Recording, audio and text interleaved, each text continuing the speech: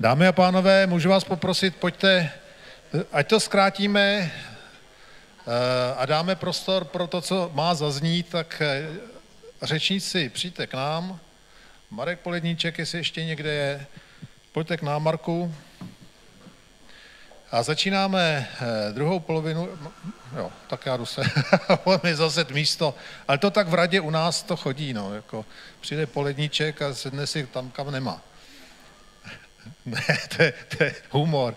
Já se jmenuji Vadim Petrov a jsem člen Rady pro rozhlasové televizní vysílání a mám na starosti provést vám tím druhým blokem a potom s kolegyní Andreou Kos bychom udělali debatu. Jo.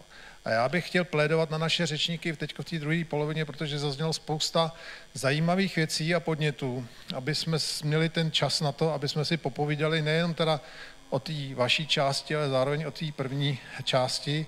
A pokud vlastně něco byste chtěli sdělit i k tomu, co byste teď mohli skočit v té debatě, tak ten prostor dostanete, tak jenom pléduju za to, aby jsme se s tím zase moc nezdržovali v nějakým velkým detailu. Takže ten druhý blok je o tom, nebo když já ještě zrekapituluju, co jsme slyšeli od začátku, jo, tak Vilma nám říkala, jak teda zamezit dětem přístup tam, kam nemají. No, tak to je fajn. Mně se líbila od Viktorie potom vlastně ta prezentace o těch videohrách. Nejenom, že to bylo pojato vyrovnaně, jak my říkáme vyváženě v radě, že to bylo pozitivně, i tam byly naznačeny nějaké negativní dopady. No a samozřejmě DSA akt, a to je velký téma a tam mám řadu já sám dotazů, který bych chtěl potom s panem Ondrejkou rozvíst. Tak jdeme na to. Máme tady Marka Poledníčka, máme tady Kristinu Volnou z České televize a Martina Mlčáka ze Zlína. Marek Poledníček bude mluvit o projektu festivalu v městě Ostrov. Nevím, jestli jsem řekl, jak já se jmenuji, tak Vadim Petrov. A vítejte v druhé polovině. Marku, máte prostor.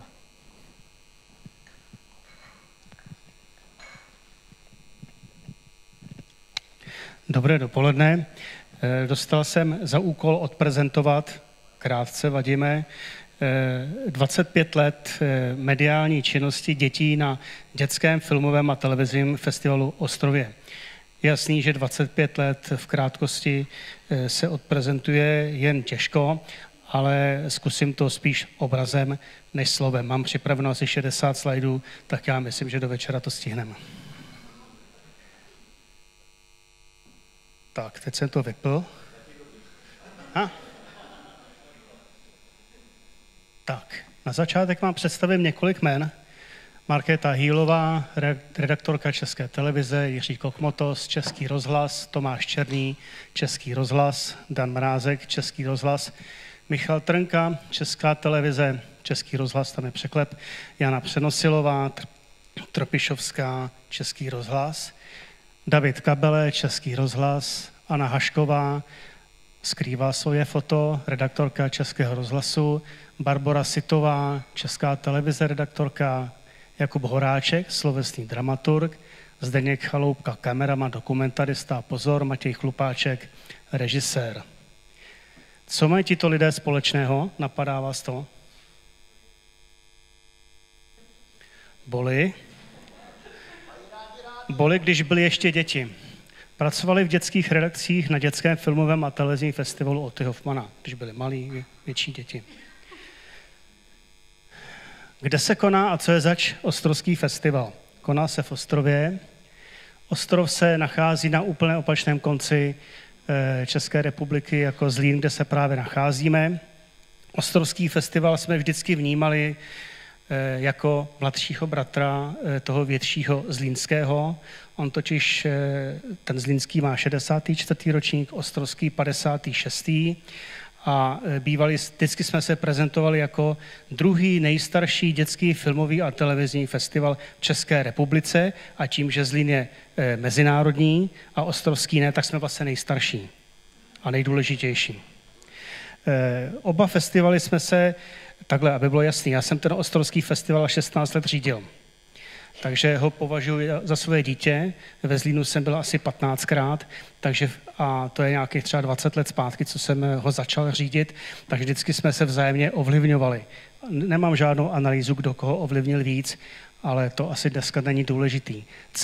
Centrem dění Ostrovského festivalu je Dům kultury Ostrov. Je to monumentální stavba z 50. let, asi největší reprezentant tradicionalismu neboli poválečné moderny v České republice.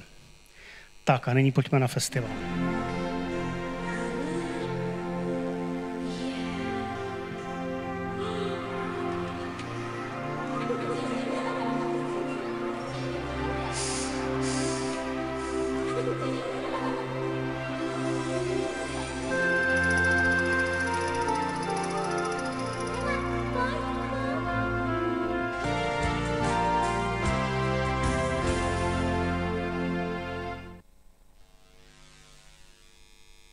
To byla festivalová znělka, která minimálně 5krát běžela i v České televizi v rámci sponzorství a mediálního partnerství. Je značně fousatá, ale myslím, že je pořád nejlepší, protože jí dělali děti. Festival, to jsem řekl, jak je starý. Je to klasická soutěžní přehlídka filmové a televizní tvorby a je u něj spousta doprovodného programu. Jistě víte, když se motáte kolem dětí a médií a filmů, že po revoluci v 90. letech začal být nedostatek filmů z jasných důvodů, proto jsme festival rozšířili i o televizní tvorbu. Postupně jsme koketovali s různými i jinými žánry, jako non-fiction pořady, besedy a tak dál, ale asi největší přínos mu dali ty děti v médiích. A jak se dětská média dostala na Ostrovský festival? V roce 1995 jsem se stal jeho ředitelem a to bylo 2 dny před festivalem.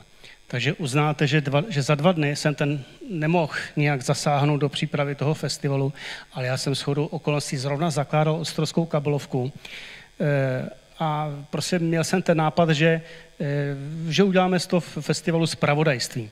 A protože jsme měli opravdu 5 rozpočet, tak jsem si nechával pomáhat studenty z Ostrovského gymnázia. Takže dětská práce byla levná, ale oni byli nadšení. To byl základní rys tehdejší doby.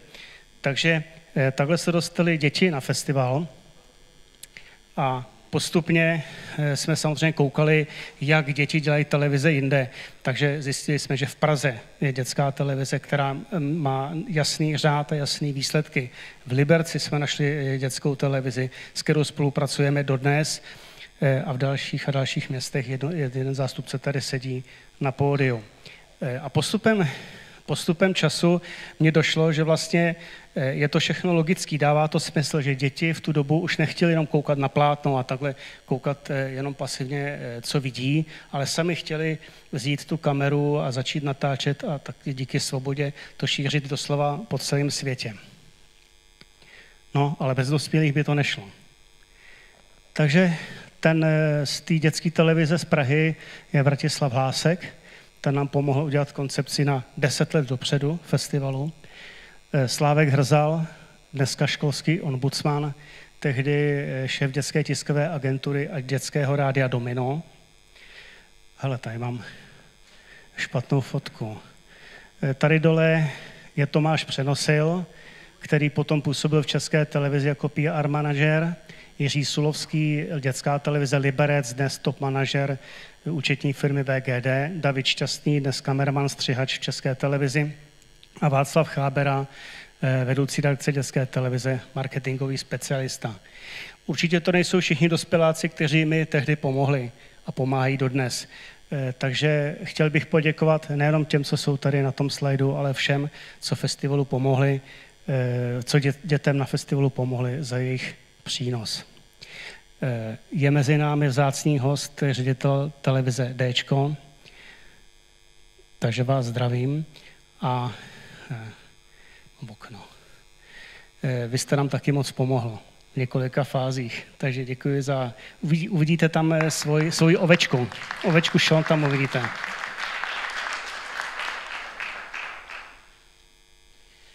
Takže tady jsem zrekapituloval, které dětské televize se v Ostrově podílely a hlavně tam taky působí improvizované studio, kde děti tahají ty hvězdy před mikrofon a před kameru a dělají s nimi rozhovor. Takže mají zážitky. No, takže na dětském festivalu se začaly pohybovat nejenom hvězdy z filmového plátna, ale i takhle chlupáči a vždycky to byly nějaké děti za kamerou. Děti s kamerou, s mikrofonem, dokonce dětské rádio, nejlepší moderátoři, nezapomenutelné setkání dětí s hvězdami. Asi největší zážitek, nebo jeden z největších zážitků je, když dětský moderátor se ptal hejtmana Karlovarského kraje: a pane hejtmane, kolik dáváte na festival jako kraj? A tehdy, no nic ještě. No a příští rok už nám dal 200 000. Takže to opravdu funguje. Tadyhle je vidět, jak ty dětské média fungují. Oni fungují v celém týmu. Jo, že tam je samozřejmě redaktor, kameraman, pak tam někdo má sluchátka, takže poslouchá zvuk, ten fousatej, to je asi šéf studia a ten, co kouká někam jinam, to je asi dramaturg. Takže oni skutečně si to v té redakci připravovali, jo, chodili na to připravený a potom na závěr té prezentace máme jedno takzvané festivalový očko, kde je vidět, jak to jejich zpravodajství vypadá v konci. Tak, nutno připomenout, to všichni pamatujete, že na začátku toho tisíciletí byla kamera vzácnost. Jo, to prostě neměl každý mobil, který má lepší kvalitu než tehdy ta kamera.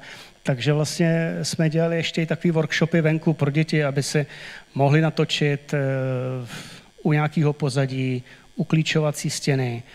Poprvé drželo lidí v ruce kameru. Takže to dneska, tohle kouzlo už je pryč a musíme to řešit jinak. Tady máme 2 ty jména z toho úvodního slajdu. Jo?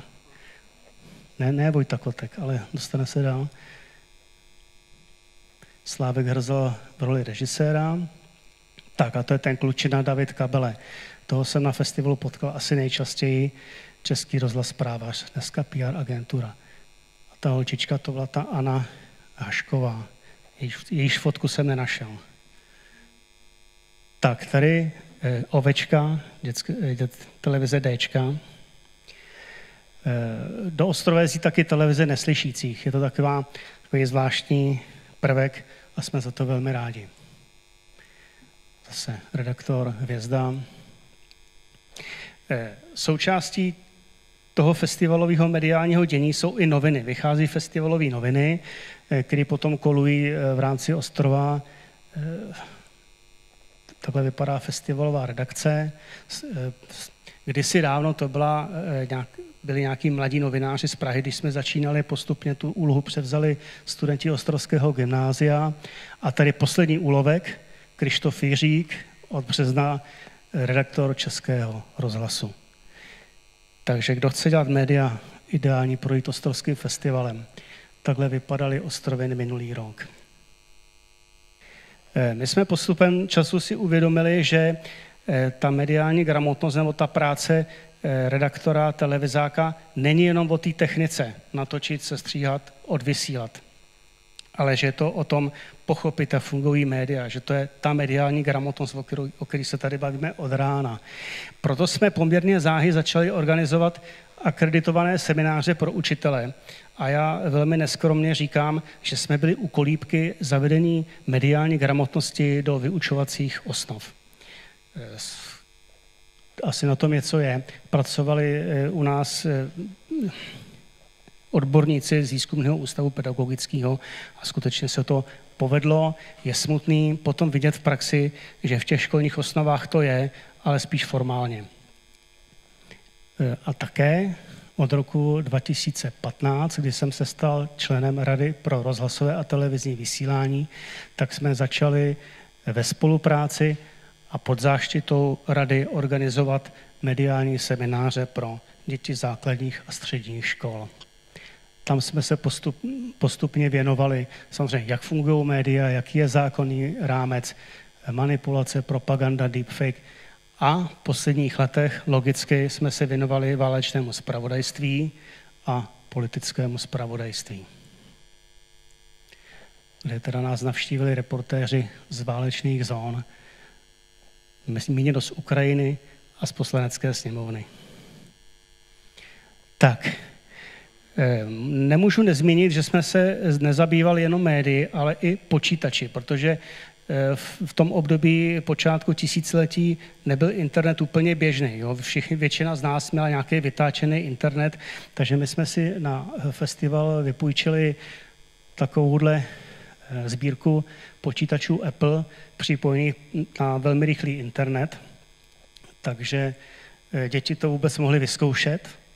Tehdy frčel projekt Majáky a Junior Internet v Praze s tímto sloganem, že rodinné táta, máma, děti a internet. Hvězdy taky poprvé zkoušeli vlastně, jak se surfuje. Tadyhle pan Filip Renč asi hnedka vymýšlel, co o tom natočit. No a byla to velká legrace. Nemohli jsme vynechat ani youtubery. Anička Šulcová, tehdy začínající youtuberka, se po několika letech do stroja vrátila jako hvězda filmu Cool Girls. Úžasná atmosféra, zpívali falešně, ale bylo to obrovský show. A jak je to dnes? Jak jsem řekl, všichni mají mobil a všichni umí natáčet. Takže přišli jsme s nápadem filmové a mediální laboratoře, kde se děti učí znovu historii filmu, základy filmařiny, proč se to hejbe, jak se to dělá, kdo byl první, kdo byl nejlepší, praktická cvičení a pak samozřejmě natáčení na festivalu. Takže ve spolupráci s firmou Free Cinema takhle se děti naučili něco o tom natáčení, takhle si rozkreslovali, jak vlastně se hejbe obrázek, tady to dali do bubínku, nepamatuju si, jak se to jmenuje, a ono se to hejbalo. Takže tady si vyzkoušeli klasické firmové triky, na závěr toho semináře udělali několik filmíků, kde vlastně viděli, že to jde dělat trochu jinak. Opět Dčko, Jakub Voříšek přednáší dětem o tom, jak vypadá práce moderátora, redaktora práce v televizi, aby trochu viděli za tu obrazovku. Tady si to zkouší natočit, sestříhat. A ta základní škola má takovéto úžasné studio. Tak, a teďka je to slibovaný festivalový očko.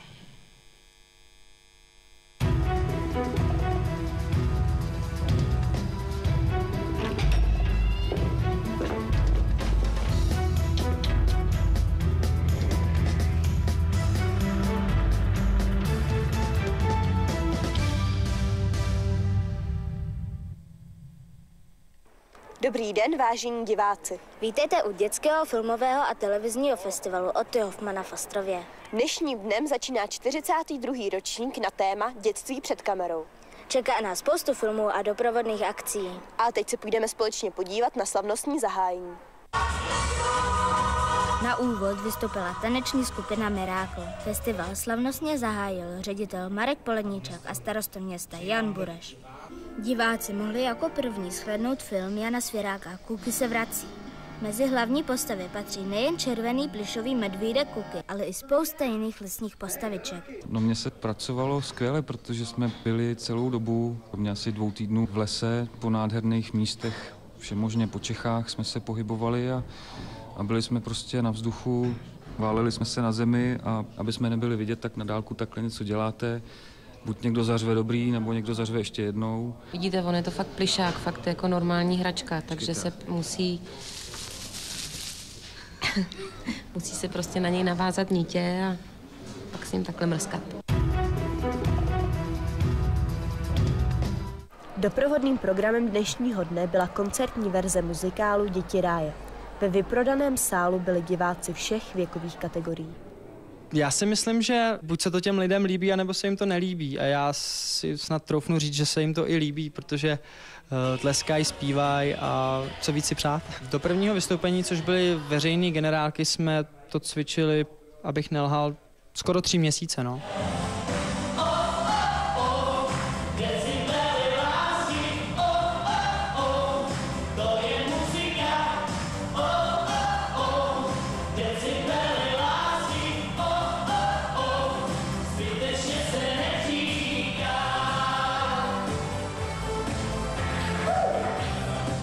Po koncertě se kino vyprázdnilo.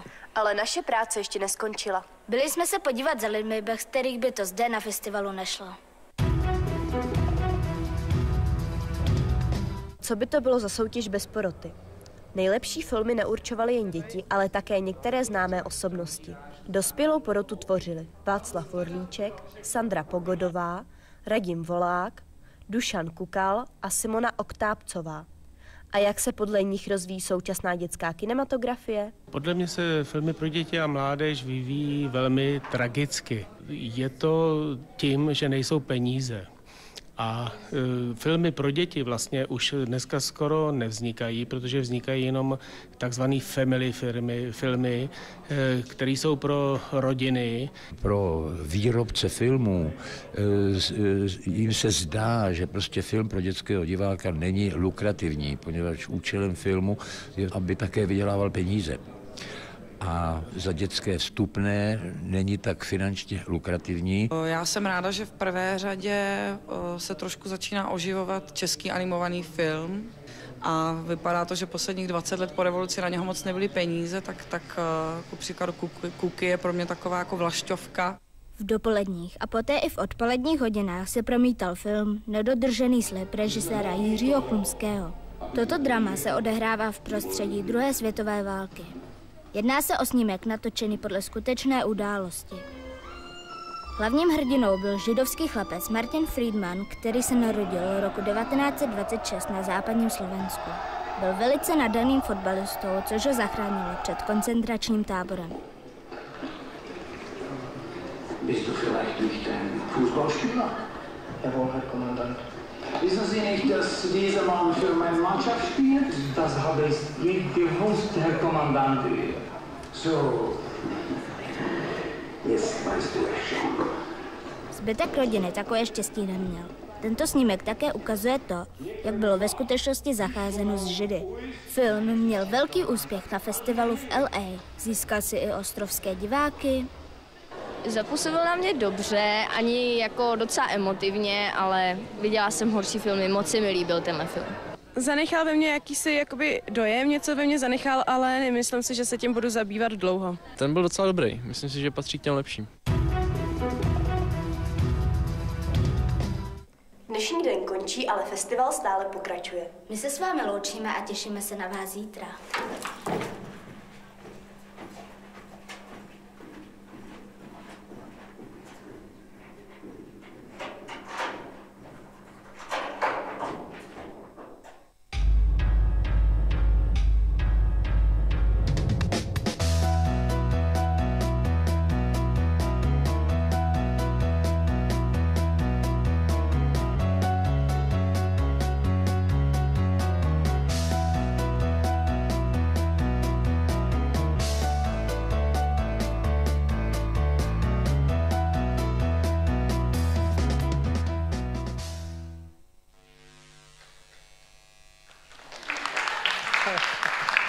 Děkuju.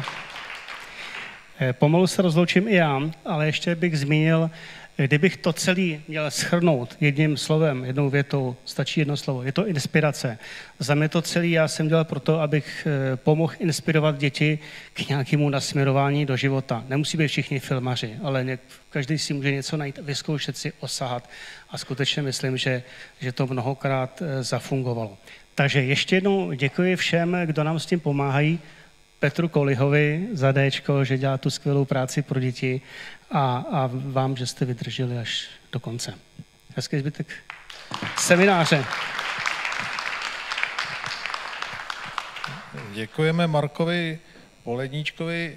Na tomhle to bylo hezký, že my tu první polovinu jsme jeli regulace, pravidla, jak to hřiště má teda vypadat.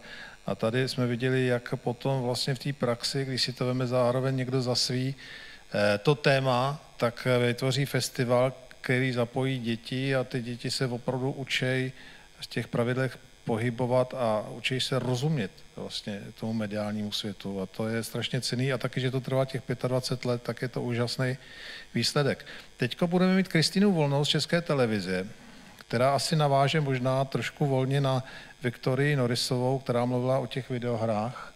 Jak teda skrze ně udělat, zajistit nějaké to vzdělávání? Nebo nechám na Kristýně, jak to pojme. Děkuji moc krát, dobrý den. A nevím, jestli mám něco dělat, nebo se to... Aha, skvěle. Já tady mám poznámky a budu do nich trochu nahlížet, tak se omlouvám, kdybych se hrbila, tak to je kvůli těm poznámkám. Já jsem byla trošku tady upozorněna nebo poprosena, je to slovo, poprosena, abych tu prezentaci zkrátila. Takže já budu některé slajdy přeskakovat, abych vás jimi nezdržovala a zbylo víc času potom na tu hodnotnou diskuzi. Nicméně, kdyby vás ta prezentace potom zajímala celá, protože já budu zejména přeskakovat videa, tak budu moc ráda, když ji nějakým způsobem rozdistribujeme. Takže ještě jednou, já jsem Kristýna Volná, jsem z České televize a je mou ctí spolupracovat na webu d.cz, kde děláme edukativní a nejenom edukativní obsah pro děti 4 až 12 let. Úplně na začátek jsem chtěla shrnout, co děláme a jaká jsou vlastně specifika té naší tvorby. Vzhledem k tomu, že web, ať už České televize nebo Dčka, je stále trochu, je na něj nahlíženo jako na jakýsi marketingový nástroj České televize, tak vlastně drtivá většina toho, co my na Dčku děláme, je napojeno na televizní pořady. Já jsem ráda, že tamhle sedí pan ředitel Dčka Petr Koliha, protože ta naše spolupráce je opravdu v tomhle ohledu velmi úzká. Nicméně ta situace se mění, začala se pomalu měnit před několika lety, a mění se rychleji a rapidněji v tom, že děláme více obsahu, který je určen jenom pro web, tedy online only. V našem případě jsou to zejména edukativní pořady a edukativní hry. A co je specifikum naší tvorby, je, že na výrobu jedné hry máme plus minus měsíc. Já nevím, jestli trošku něco víte o hrách, o takových těch takzvaných trojáčkových hrách, ale třeba taková ta super známá česká hra Kingdom Come Deliverance vznikala třeba 5 let, takže tady je jenom jako porovnání, v jakém časovém horizontu my se pohybujeme. A veřejnost se o našich projektech dozví. To je samozřejmě super věc, protože my v principu máme za sebou podporu velké mediální organizace, máme celý marketing České televize, takže když to řeknu úplně blbě, ať uděláme cokoliv, tak se to bude vědět. Já jsem tady si připravila slide, jestli si pamatujete na kauzu Sadomama, tak veřejnost se o tom dozví, ať to uděláme dobře, nebo to uděláme blbě a okamžitě, když něco uděláme blbě, tak začnou vznikat tyhle perfektní memy. Tohle teda není práce mého oddělení, ale kolegů, ale samozřejmě je to podobná věc. Dětem se to bude líbit. To je pro mě jako velký vykřičník, protože v principu, ať uděláme na Dčku jakoukoliv hru nebo jakýkoliv pořad, tak se to dětem bude líbit. A s touhletou velkou mocí přichází samozřejmě i velká zodpovědnost, jak vědí všichni fanoušci komiksů. Takže pro mě tady je s velkým vykřičníkem, kde začíná a kde končí naše veřejnoprávní služba. My poměrně často jezdíme do Berlína na Prix Europe, což je setkání veřejnoprávních televizí, a tam až do loňského roku, když jsme tam přijeli a prezentovali jsme, že děláme v rámci veřejnoprávní instituce počítačové hry, tak se to většinou setkalo minimálně s velkým povytažením obočí a většinou s nějakou poměrně ostrou kritikou, protože pro řadu velkých mediálních domů a veřejnoprávních domů jsou pořád počítačové hry něco na okraji a něco, co veřejnoprávní služba rozhodně není. Takže to je třeba moje otázka k diskuzi na potom, co si o tom myslíte vy, jestli to dětské publikum, jestli pro ně máme dělat hry a pokud, tak jaké. Další otázka, kterou si kladu vlastně každý den, je, jestli děláme věci pro děti, nebo děláme věci pro rodiče. Tím tady navazuji na Viktorii, protože kdybychom chtěli dělat jenom hry pro rodiče, tak budeme dělat jenom edukativní hry, a kdybychom chtěli dělat hry jenom pro děti, tak děláme vesmírné střílečky. Takže my vlastně hledáme nějakou cestu mezi, jak potěšit děti a nenaštvat rodiče. Ale ta otázka je samozřejmě jako mnohem širší, protože ta naše cílovka dětí 4 až 12 jednak je velmi různorodá, že jo, tak 12leté dítě už prostě jako hrou, ve které kuřátko přeskakuje silnici na pozadí večerníčku, prostě jako nezaujmete, a když tak ironicky. Je pravda, že my, jak fungujeme 13 let, tak občas mi chodí takové e-maily jako Teď jsem si nostalgicky vzpomněl na hru, co jsem hrál, když jsem byl malý. A když vám to přijde od 15letého dítěte, tak je to prostě jako roztomilé. Ale ta otázka, jestli se staráme o děti nebo o rodiče a jakou máme vlastně zodpovědnost, byla pro mě důležitá například, když začala válka na Ukrajině, tak my jsme samozřejmě váhali, jestli a jakým způsobem děti o té válce informovat. Nakonec jsme se rozhodli, že to uděláme a spustili jsme stránku, která byla informativní pro děti o tom, co se děje a co si o tom, jak si myslíme my v České televizi. Spustili jsme tam třeba formulář, kde nám děti mohly psát svoje dotazy, svoje připomínky a skrz ten formulář se nám ozvalo během 14 dní asi 1000 dětí. Takže je to takové, že někdy my váháme, kde končí ta naše role jako veřejnoprávního vysílatele a ta hranice je pro mě velmi, velmi nejasná.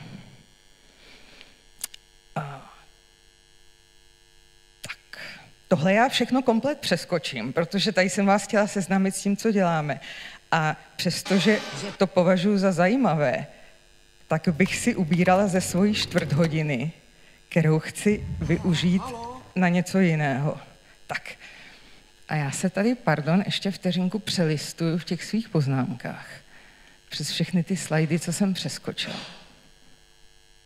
Takže edukativní hry, to je vlastně to, co nás jako zajímá, ale samozřejmě my ty hry můžeme dělat dobře a můžeme je dělat blbě. A my bychom je chtěli dělat dobře, nebo aspoň nejlíp, jak to v těch našich podmínkách jde.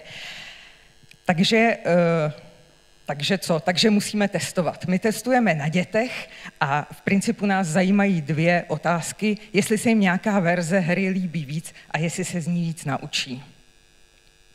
Já to jsem nechtěla, chtěla jsem tohle.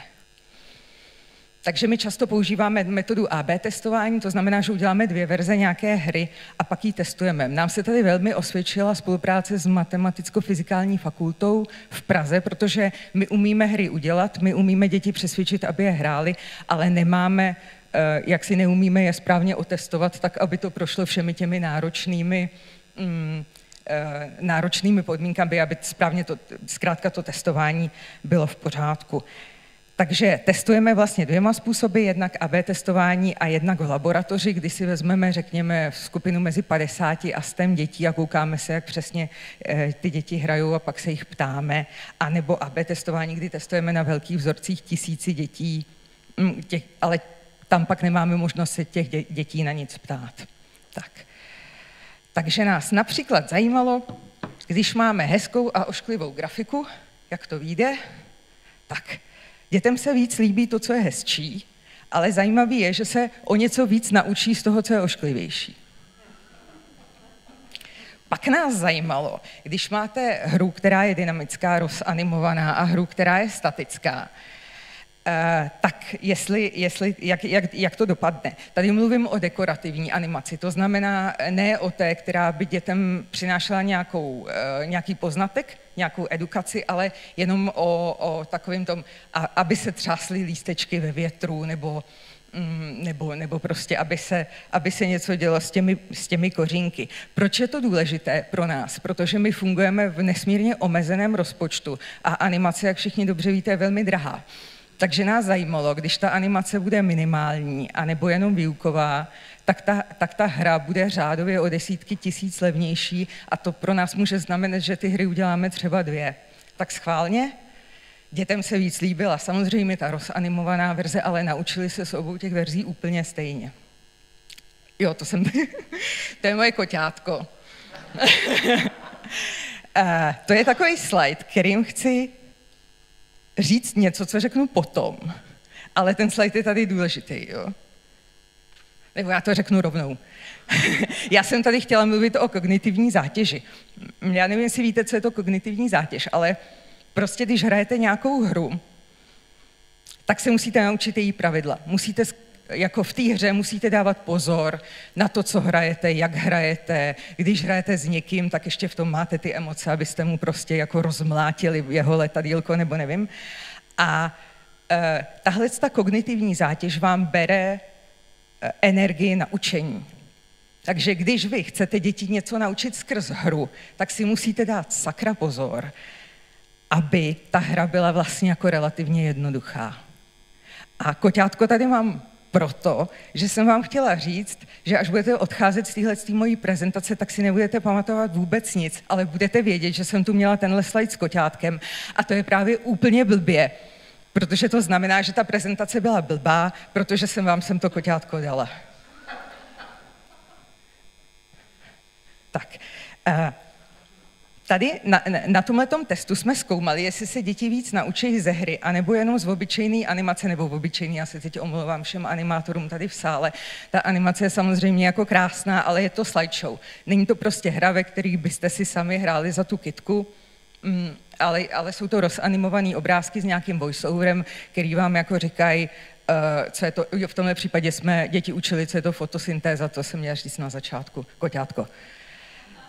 Tak dětem se samozřejmě víc líbila hra, ale zase se naučili z obou těch verzí úplně stejně. Jo, začíná to být takový jako pattern, že ať uděláme cokoliv, tak se děti naučí vždycky to samý, což je trochu smutný, když ty hry děláme.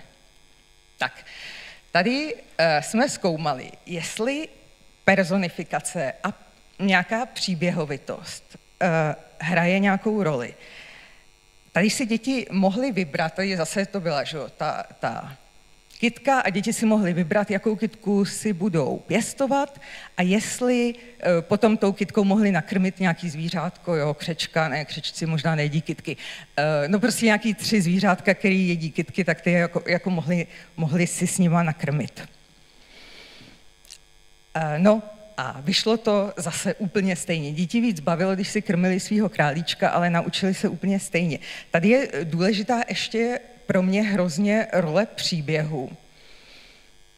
A o té budu mluvit ještě později, ale prostě se ukazuje, že i když do té hry dáte nějaký zábavný příběh o zvířátku, tak to nemá vliv na učení. Prostě, já nevím, jestli jste viděli před několika lety v Čechách, byla taková hra, jmenovala se Matemák. A byla to taková hra, která navazuje na Hejnýho metodu. Děti se v ní učili matematiku, ta hra je perfektní, je to jako moc zábavný. A ta hra je omotaná nějakým příběhem, ve kterém vy za ty 2 děti jdete do věže nějakého mága udělat něco, to už si nepamatuju.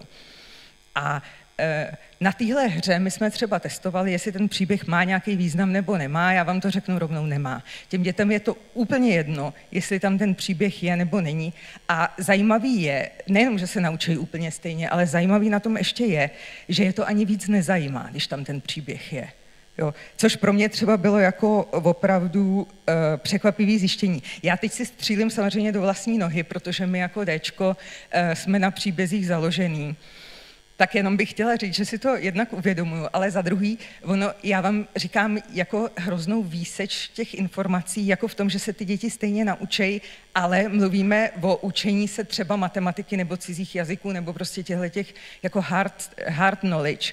Ale samozřejmě, jak tady mluvila Viktorie o tom, byla jste to, doufám vy, že když chcete v těch dětech vyvolat nějaký pocit nebo přenést nějakou emoci, tak tam samozřejmě jako to pak hraje jako velkou roli. Už jsem dlouhá, že jo? Jo, my máme domluvený signály tady, že když budu dlouhá, tak mi to pan moderátor dá najevo. Jo.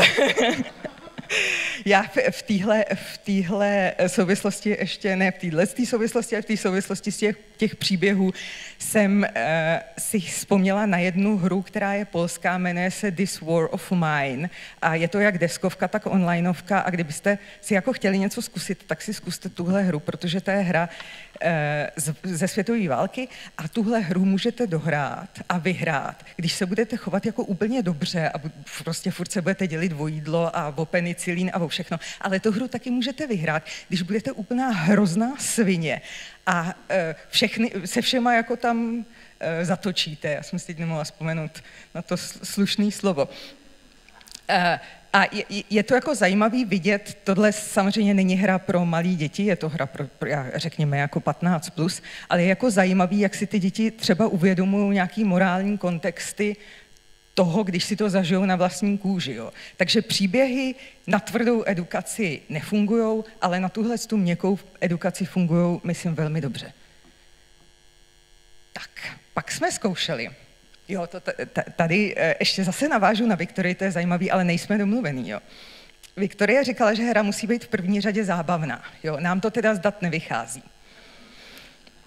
Naše nejoblíbenější hra ever je AZ Quiz.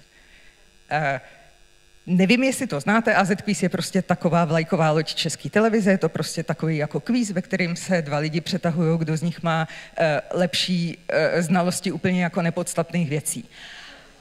A my jsme udělali online verzi a ta hra je prostě jako třeba 3krát úspěšnější než všechno ostatní, co jsme kdy udělali. A já si prostě myslím, že děti mají rádi kvízy. Já mám jako teorii, kterou nemám podloženou žádnýma datama, já si myslím, že oni jako umějí ty kvízy, umějí jako vyplňovat a navíc vám jako přináší určitou jako satisfakci, když prostě rozsekáte na druhém konci republiky nějaký 6letý dítě, že jo, svýma znalostma o tom, kdo to byl Kafka nebo něco takového. No a nás na tomhle zajímalo, když uděláme hru versus ten kvíz, nějaký kvíz, tak jak to jako dopadne. A tahle hra jmenuje se Ičkovaná, máme ji na webu, už jenom teda tu herní verzi, ne tu kvízovou. Jedna byla prostě obyčejný kvíz, že máte nějaký slova a teď tam jako doplňujete tvrdý a měkký i. A ta hra opravdu vás spočívala v tom, že máte jakoby zbraň nabitou tvrdým nebo měkkým i a slova, ve kterým je to i vynechaný a vy jako střílíte po takových baloncích a musíte se trefit tím správným ičkem. Jo? Takže jak to vyšlo? Samozřejmě se jim jako o hodně víc líbila ta hra, ale zajímavý je, že se víc naučili z toho kvízu. Jo. Já jsem si tady to někam napsala, akorát nevím kam. Jo, hráči v kvízu úspěšně dokončili výrazně více úrovní, odpověděli výrazně víc slovíček a měli více správných a méně chybných odpovědí ve srovnání s hráči ve hře. Takže samozřejmě ta úvaha, která se tady nabízí, je, že oni, když hrajou i edukativní hru, tak prostě jako vypnou mozek a střílej, že jo. To já ostatně dělám taky. Ale v tom kvízu oni si jako zamyslej a tím pádem jsou pak jako úspěšnější v tom učení, jo. Takže já bych s tím, že ta edukativní hra má být v první řadě zábavná, já bych byla jako opatrná. Teďka aktuálně zkoušíme, testujeme jednu věc, už jsou to ty oči v sloup. Teďka testujeme jednu věc, která vychází z nějakého výzkumu nějakých Holanďanek 2, který říkají, že když uděláte kvíz, normálně zadáte tu otázku, že jo, dětem, ale nedáte jim ty 4 možnosti odpovědí hned, ale dáte jim je třeba za 2-3 vteřiny, jo. Takže prostě naběhne vám otázka a teď jako normálně byste čekali, že se vám hned odpoví. Děkuju, tohle. Prostě se vám tam objeví ty 4 možnosti odpovědí nebo 3, ze kterých si vybíráte a jim jako vychází na datech, že když to těm dětem dáte až za ty 2-3 vteřiny, takže ty děti odpovídají líp. Jo, a myslím si, že je to stejný, že je vlastně donutíte, aby se aspoň na tu pikosekundu zamysleli, co by to tak asi jako kolik nohou má kočka, 3, 4, 5, 6, no nevím, no tak asi 4, že jo. Takže tohle jsme otestovali a ty výsledky jako za nás, za Českou republiku ještě nemáme, kdyby vás to zajímalo, tak napište, já myslím, že třeba za 3 měsíce budou. Tak, jo. Teďka se dostávám k takovému pojmu, který pokud děláte edukativní hry, tak jste možná slyšeli, říká se tomu sugar-coated broccoli. Česky se to překládá jako brokolice s čokoládou, což je teda jako mimořádně odporná věc.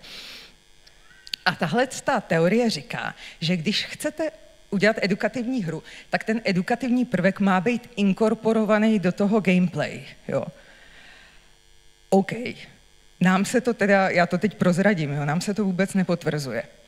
My jsme udělali takovouhle vesmírnou střílečku, která je, samozřejmě nestřílíte po lidech, to by nikdy, jako na Dčku jsme neudělali, střílíte po nějakých kamenech, který vám chtějí vaši vesmírnou loď jako rozbít. A teď jako letíte tím vesmírem a vždycky jednou za čas se zastavíte na nějaký základně, kde si můžete koupit nějaký super cajky na vaši vesmírnou loď, jako prostě novej štít nebo další životy, ale platíte za to tím, že si musíte udělat kvíz z fyziky a chemie. Jo. A jak to vyšlo? Ježiši. Vyšlo to tak, že samozřejmě děti jako mnohem víc bavila ta hra, než jako v obyčejný, jo, testovali jsme to zase proti kvízu, jo, než v obyčejný kvíz. Naučili se víc z toho kvízu, ale zajímavý je, že když jsme se jich za 3 týdny zeptali na ty stejné otázky, tak už uměli, tak si pamatovali všichni stejně. Tak. Jo, tady mám takový jako slide jenom o té gamifikaci, která teď já mám jako pocit, ale z Viktoriny přednášky jsem ten pocit jako neměla, jo? Že prostě teďka jako je in, že všechno musí být gamifikovaný a pomalu, když si jdete koupit kafe, tak si musíte zatočit kolem, abyste věděli, jestli vyhrajete 2 kafe nebo žádný kafe, nebo prostě musíte ještě zaplatit za 3 kafe pro někoho jiného. A jako všichni mají pocit, že všechny ta gamifikace baví. My jsme testovali jedinkrát, teda na dospělých lidech, a vychází to tak, že zhruba 50% lidí gamifikaci v edukaci nenávidí. Jo. A myslím, když jsem se pak bavila s těma lidma, tak si myslím, že je to proto, že prostě čím je člověk starší, tím víc si váží svýho času a právě té kognitivní zátěže. A když my dospělí se chceme učit, tak se prostě velmi často chceme učit. A nechceme hrát nějaký jako pitomý Duolinga. My to jako nepotřebujeme, teda půlka z nás, jo. Půlka z nás to potřebuje a půlka z nás to jako nepotřebuje. Tak já jenom jsem ten slide jsem dala proto, abych vám řekla, že když chcete něco gamifikovat, abyste byli opatrní, protože polovinu lidí tím akorát jako otrávíte, jo. Polovina lidí zase jako bude s tím v pohodě. Tak. No a tady jsem dala takový slide, kde máme takový jako rychlý shrnutí toho, co funguje, co nefunguje. Jo. Takže fungují videa, krátký videa, musí mít maximálně 3 minuty, protože pak děcka ztrácejí pozornost. Takže můžete třeba udělat hru, která bude postavená na nějakých záběrech jako krátkých videích, bude to fungovat. Fungují aspoň nám na Dčku relativně jednoduché mechaniky, mluvíme o edukativních hrách, jo, relativně jednoduché mechaniky, aby ty děti rychle pochopili, o co jde a mohli okamžitě hrát. Fungují vtipy, ty fungují úplně univerzálně, musí být samozřejmě přizpůsobený tomu, jak starý ty děti jsou. Děti bývají věrný svým oblíbeným hrám, takže když je dítě, který má rádo, já nevím co, Pexeso s Káťou a Škubánkem, tak tohle dítě nejspíš bude mít rádo i Pexeso s Maxipsem Fíkem a bude jako rádo, že má novou hru, přestože ta hra vlastně jako moc nová není. A tyhle ty nenáročné hry, jako jsou, já nevím co, puzzle a různý paměťové hry, kvízy, tak ty hrajou na webu Dčka docela ochotně. Pokud jde o učení, tak většina dětí, co jsme testovali, tak je ráda, když je vedem za ručičku. Takovej ten jako Minecraft pocit, že máte obří open world, ve kterém si můžete dělat, co chcete, tak v učení se nám zdá, že jako nefunguje, jo? Že ty děti potřebují být vedený za ručičku. A co funguje dobře, tak jsou různý takový ty obličejíčky, sytý barvy, schematická grafika. Když chcete něco doprovodit, nějaký třeba graf doprovodit textem, je dobrý dát ty věci na jedno místo hned vedle sebe a neroztrhávat to třeba na různý kraje obrazovky, to nefunguje. Co ještě nefunguje, nefungují dlouhý texty, děti na internetu nečtou, a to i děti, který třeba přečtou, já nevím co, 100 knížek za rok, tak na internetu prostě nejsou ochotní číst, všechno musí být video nebo animace. Nefungují návody, jak hrát hry. Děti prostě, když přijdou na web Dčka, tak chtějí hrát hru a nechtějí věnovat 10 minut svého drahocenného času, kterýho mají většinou typicky kvůli rodičovskému zámku 1 hodinu nebo 2, tak nechtějí ten čas promarnit tím, jak tu hru hrát. I proto nám fungují líp jednoduché mechaniky. A nefungují dlouhý videa. Je fakt, že jsem viděla jednu holčičku, která na testování koukala na 15 minut dlouhý video o Taj Mahalu, ale tu jsem viděla jenom jednu, tuhle holčičku. Tak, tohle je zase takový slide, který vás má trochu popíchnout. Největší vynález pro formální vzdělávání je tabule a křída. Pro formální vzdělávání. To je taková moje take-home message, když máte třídu dětí, 30 dětí a chcete v jeden moment těhle 30 dětí naučit jednu věc, tak na to hry nejsou vhodný nástroj. Tak prostě, je to poslední slide, já se omlouvám. Tak prostě máte tu tabuli a křídu a nic lepšího jako zatím vynalezení nebylo. A když říkám tabule, tak může být i bílá, jo, to je jako jedno.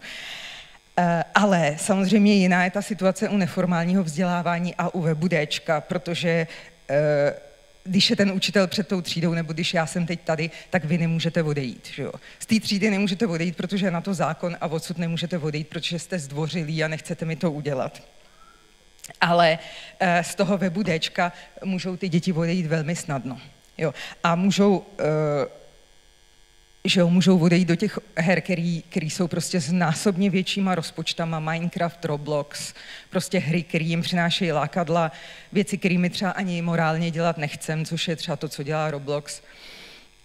Takže my v tomhle případě jako ta tabule a křída prostě pro nás neplatí. My ty hry podle mýho názoru dělat jako potřebujeme a naše veřejnoprávní, a teď vám říkám to, o čem jsem se chtěla bavit v té diskuzi, jo, ale ta naše veřejnoprávní role podle mýho názoru je právě v tom, že ty hry dělat musíme, protože to publikum naše je chce. A když je nebudeme dělat my, tak ty hry budou dělat ty jako zlí lidi tam venku. Jo. A teď, jo, tohle, opravdu je to poslední slide, ale ještě řeknu, já jsem si tady vypsala takový jako patero, který vám přečtu, protože to je hrozně chytrý, tak abyste o to nepřišli. Takže z edukativního hlediska není rozdíl mezi hrou a animací. Jo, o tom jsem mluvila, když jsme udělali hru nebo animaci, děti se naučili plus minus stejně. Děti většinou nestudují ve hrách tak, že by byly ochotné něco dlouze zkoumat bez vedení. Na příbězích nezáleží. Pokud nemůžou odejít, můžete jim v podstatě dát i úplně vošklivou hru a oni ji budou hrát. Ale pro neformální vzdělávání je samozřejmě nejlepší hra, ale klidně může být tak malá, jako jsou ty kvízy. A pak to mám něco napsaný rukou, se nepřečtu. Jo, jo. A že když děláte hry, tak si musíte ale uvědomit, že ty děti toho v té hře můžete naučit reálně jako opravdu málo. Jo, my jsme třeba dělali hru o Mendelovi a chtěli jsme dětem jako říct, kdo to byl, Georg Friedrich Mendel. A jakože se prostě že žil v Brně a objevil ten pěstoval tam ten hrášek a tohleto. A teď jsme jako brainstormovali o tom, co všechno v té hře jim řekneme, jako že se ten jeho opat jmenoval Cyril Nap. Jo, vzpomněla jsem si. A teď jako všechny ty věci a každý tam jako brainstormoval. No a ukázalo se nakonec, že jediný, co ty děti si z té hry pamatujou, že to bylo o nějakém hrášku. Jo. Takže na této úrovni edukace v těch hrách my se pohybujeme, že si zapamatuju, že byl nějaký Mendel, že měl něco společného s Brnem, že to teda byl nějaký asi kněz a že pěstoval hrášek. Jo. Jestli je to málo nebo hodně, já vlastně nevím, ale je to realita těch věcí. Tak jo, a tohle je opravdu slide poslední. Děkuji za pozornost.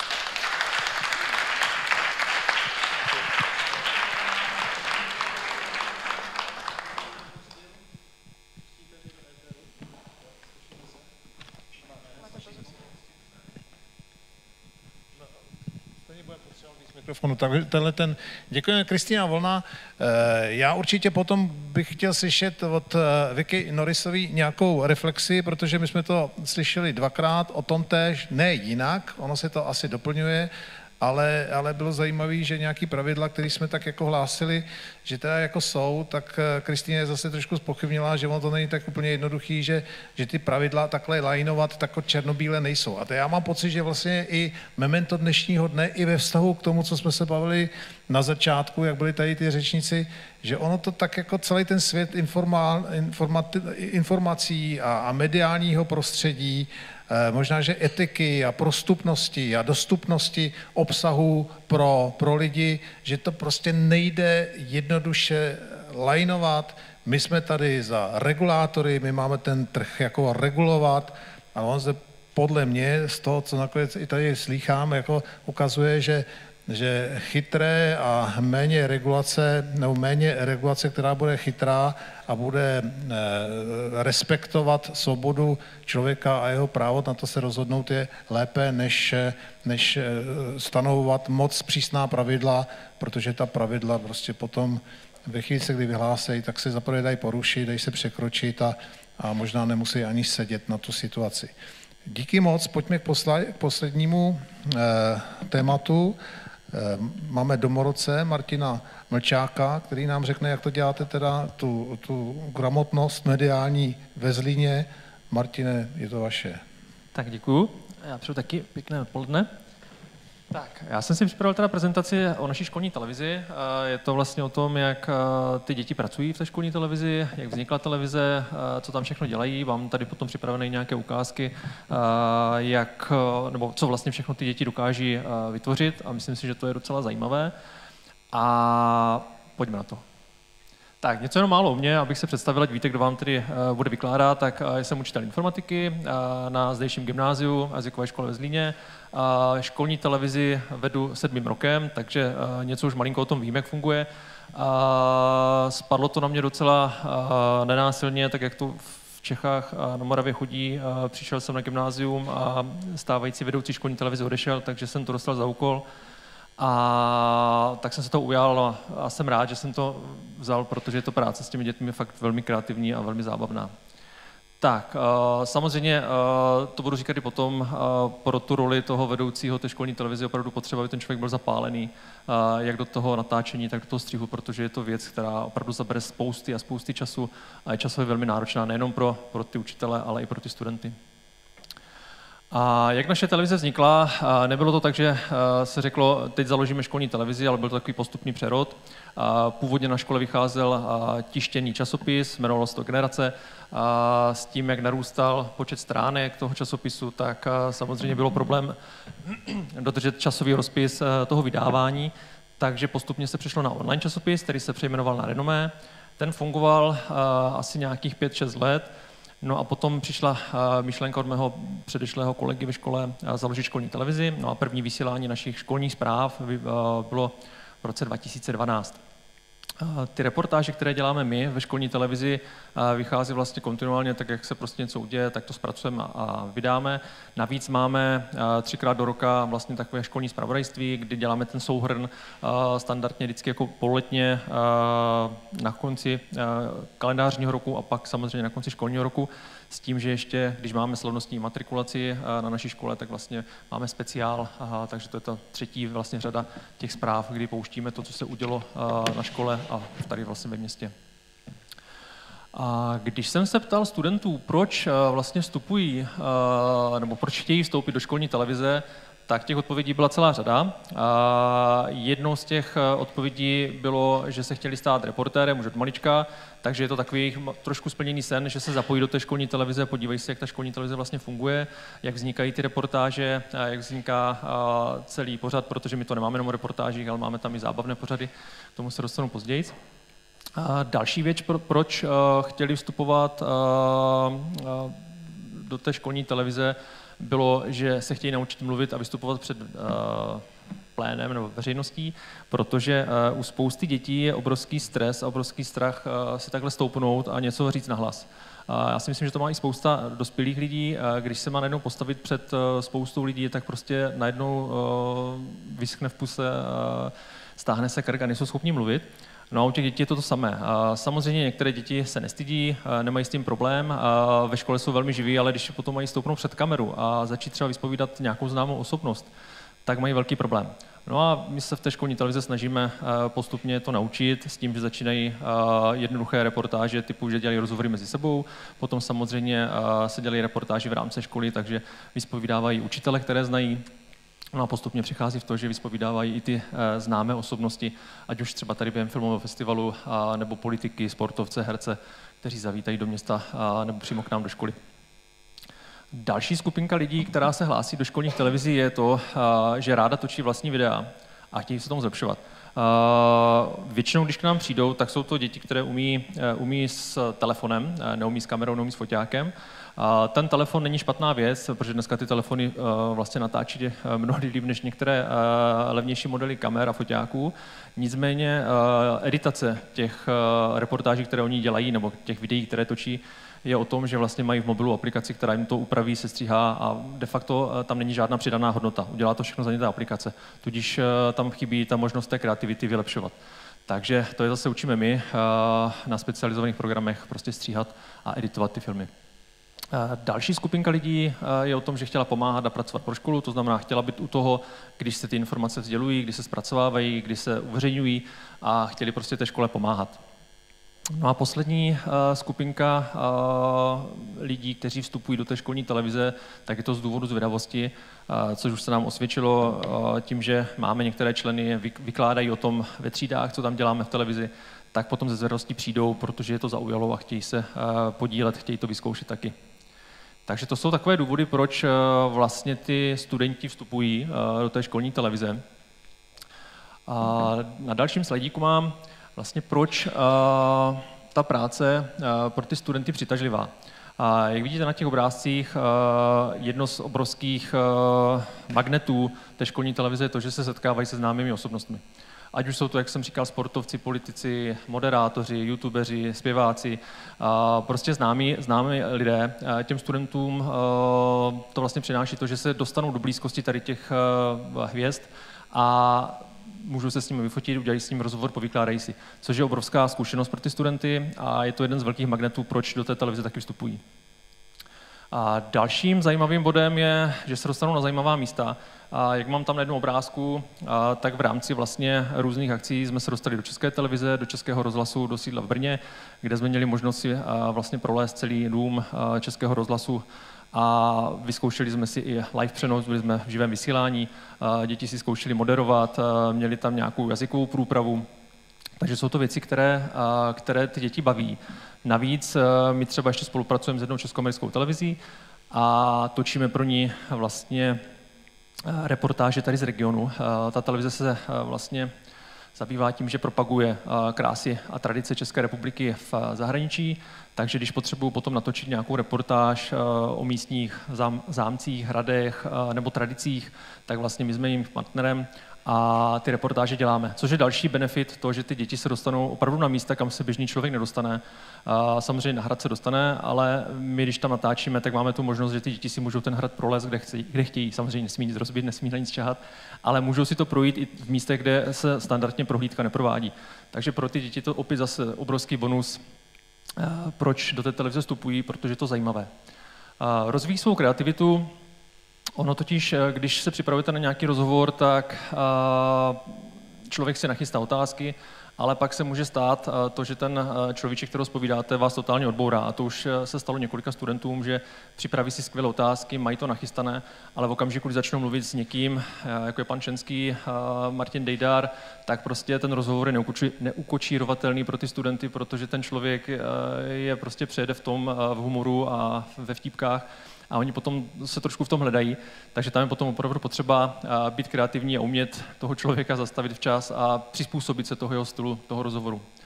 No a poslední věc je ta reprezentace školy. Ono opravdu pro ty studenty ve výsledku je to velmi zajímavá věc, protože když se uveřejňuje, protože máme YouTube kanál, máme vlastně web školní televize, facebookové stránky, instagramové stránky, nebo instagramový účet, takže tím, že se tam prezentují, jak už s těma známými osobnostma, nebo v rámci toho, že preferují nebo propagují něco v škole, tak se vlastně dost často zobrazují na těchto stránkách a samozřejmě reprezentují nejen školu, ale i sebe a zase jim to přináší nějaký takový to uspokojení v tom, že jsou vidět v rámci tady těch kanálů. Co dalšího, krom toho, že se setkávají s těmi lidmi, přináší ta práce ve školní televizi? Já bych to shrnul asi do 5 bodů. Plánování vlastního času, protože ono jedna věc je vymyslet si, že budu dělat rozhovor s nějakým člověkem, ale druhá věc je naplánovat to všechno. Protože oni musí skloubit svůj čas, musí skloubit čas té osoby, kterou budou vyspovídávat, a teď samozřejmě skloubit čas, kdy se můžou dostat na to místo, kam mají přijet s veškerou technikou, nachystat si otázky, naplánovat celou tu reportáž. Samozřejmě nejde to o jednom člověku, ale o celém štábu, protože tam musí být kameraman, reportér, zvukař. Takže je to o skloubení mnoha věcí. Ty děti byly zvyklé poměrně často spoléhat na to, že jim ten čas někdo plánuje, ať už rodiče ve škole nebo sportovní oddíly a tak dále. A najednou tady musí sami si říct, jo, já mám čas tehdy, on má čas tady v tento čas a prostě naplánovat veškeré tady ty časové aktivity a skloubit je.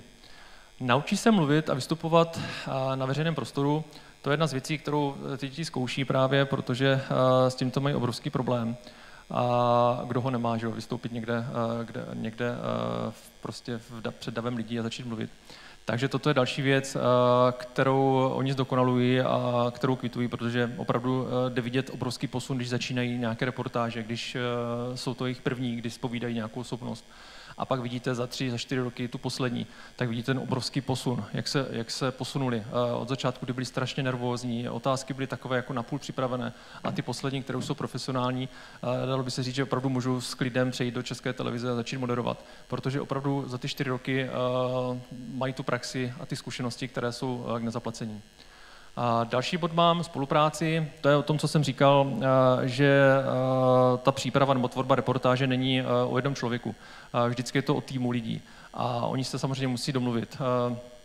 Jak už kameraman, zvukař, ten reportér, tak musí se domluvit, kdy kam pojedou, musí se domluvit před tou reportáží, co se bude točit, z jakých kamer, protože většinou točíme i na více kamer ty reportáže, aby bylo na prostřihy, ať to není prostě monotónní. Takže se domlouvají, co přesně v té reportáži bude. Navíc potom ještě bývá samozřejmě další člověk, který celou tu reportáž stříhá, protože nevždy je to ten člověk, který je za kamerou. Takže navíc další člověk se musí potom s nimi domlouvat, co přesně v té reportáži chtějí, aby zaznělo a tak dále. Takže to zase o spolupráci, ty děti se učí spolupracovat navzájem v celém kolektivu. A hledání, zpracování a ověřování informací, to je jeden takový zajímavý bod, protože samozřejmě, když jdou ty děti dělat nějaký rozhovor, tak musí si najít o tom človíčku, kterého budou zpovídat informace. Takže zase první bod, který prostě těm studentům kladem na srdce je, najděte si těch zdrojů vícero, podívejte se, jak jsou ty zdroje datované, jestli jsou ověřené ty informace, hledejte to na více portálech, prostě není to o tom, podívej se na Wikipedii a mám informace a s tím jdu za tím člověkem. Je to opravdu o tom, že ty informace si musí najít, musí si je ověřit a musí si je nachystat, musí si být jistý, že ty informace, které tam potom padnou v tom rozhovoru, jsou správné. No a vytváření multimediálních obsahů je to o tom, že se naučí ty děti opravdu vytvářet videa. Není to jenom o té reportáži jako samotné, protože ty reportáže, jak už tady dneska zaznělo, jsou trošičku na ústupu, protože je to takové monotónní. Dneska už ty děti to neúplně zaujme. Samozřejmě jsou tam studenti, kteří směřují třeba na žurnalistiku, potom do Brna, tak ty to baví, ale jsou tam studenti, kteří nechcou tímto směrem pokračovat a spíše baví vytvářet ten multimediální obsah, vytvářet videa a být ten kreativec, který vytvoří zajímavé video. Máme tam třeba teď soutěže školní, máme tam, zkoušeli jsme před několika lety s dětmi natočit i malý horor z prostředí školy, který se odehrává ve škole, což je velice zaujalo a byli poměrně nadšení, takže myslím si, že je potřeba prostě tady potom ozvláštnit trošku tady tu rutinu běžnou a je to potom velmi zajímavé pro ty studenty. Kolik studentů máme v televizi, toto je aktuální seznam nebo aktuální fotka našich studentů. Máme jich tam v tuto chvíli 17, já jsem teda včera ještě kontroloval, máme jich teda 19, ale na fotcích by mělo být plus minus 17, když vidím, že jich tam není tolik. S tím, že naše škola má zhruba 720 studentů, takže vidíte, že to je zhruba nějakých 2% ze všech studentů, které na škole máme. Nicméně já si myslím, že toto je třeba pro nás takový maximální počet, protože my ty studenty dělíme vždycky samozřejmě do skupinek a čím víc těch studentů tam je, tak potom samozřejmě tím míň se dostanou k tomu, že točí ty reportáže a jsou zapojení.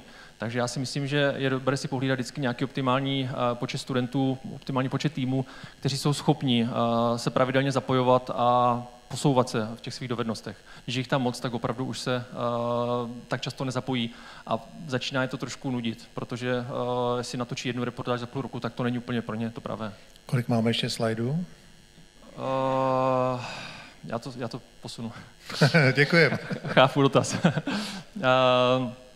Tady jenom potom, jak si práci dělíme, jak jsem říkal, je to o několika profesích vlastně v tom týmu, s tím, že každý ten student se dělá něco jiného, někoho baví ta práce toho moderátora, vystupovat před tou kamerou, ale nechce jít za kameru, někdo zase před tu kameru nechce za žádnou cenu jít, ale baví ho prostě stříhat, baví ho natáčet, baví ho upravovat ty reportáže, takže je to potom zase o tom domluvit se, co kdo v tom týmu bude dělat, s tím, že samozřejmě máme studenty od primy, což je nějaká 6. třída, až po maturanty, takže se snažíme postupně ty studenty zapojovat s tím, že ti nejmenší samozřejmě nenatáčí hned, ale dělají si svoje reportáže typu textový dokument a fotografie, až postupem času zapojím do těch týmů starších, tak aby se rozkoukali a viděli, jak ta reportáž vzniká.